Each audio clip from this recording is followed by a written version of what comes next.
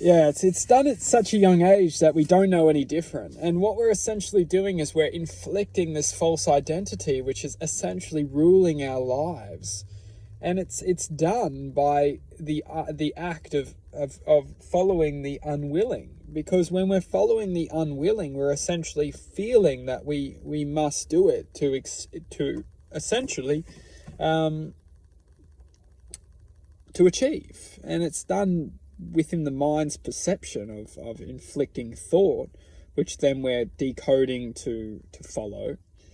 And when we're decoding this thought, or essentially becoming the prediction of the mind, we are actually missing the true knowledge that we don't need to press enter. When the mind tells us what we need to do, we don't need to essentially make it happen. We can actually start to override it. And this goes back into, if we feel, right, that we truly are connected to something, we don't need to disconnect to it. And we do this with our children, our loved ones, our sports, our hobbies, our everything. Because when we can truly understand, and this is the power of the mind, and how we can actually take over the mind, is when we can truly acknowledge that we never have to form the disconnection, that we can achieve everything that we want to achieve without disconnecting from it.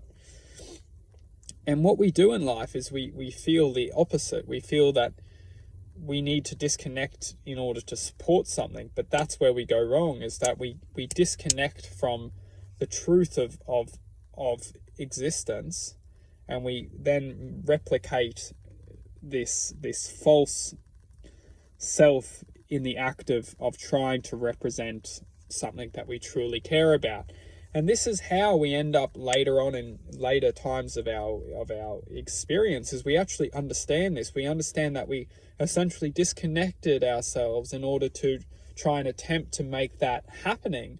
But when we finally come to the point of that truth coming to existence, we have absolute complete disconnection of that, and we're left feeling lost and unsure of how we got here. And that's where it all links back to, is to truly achieve unconditional love of something, we must always understand that we must never be taken away from that, no matter how much life tries to attempt us to do so.